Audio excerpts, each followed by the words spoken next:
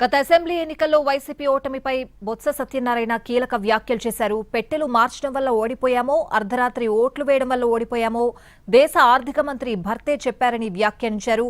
అమరావతిలో తరచూ జరుగుతున్న అగ్ని ప్రమాదాలపై సీఎం చంద్రబాబు సమాధానం చెప్పాలన్నారు బొత్స సత్యనారాయణ. ఓడిపోతే పెట్లు మాత్రాలు ఓడిపోయామో, లేదా ఓట్లు రాత అర్ధరాత్రి వచ్చి 12 గంటలకు వచ్చి ఆయన ఎవరో పెద్ద ఆయన చెప్పినట్టుగా వాళ్ళు వేసినట్టుగా ఓడిపోయాము. మన ఆర్థిక మంత్రి గారి భర్త భారతదేశ ఆర్థిక మంత్రి గారి భర్త, అదే మీరు చెప్తున్నారు కానీ మీకు ఆర్థిక మంత్రి భర్త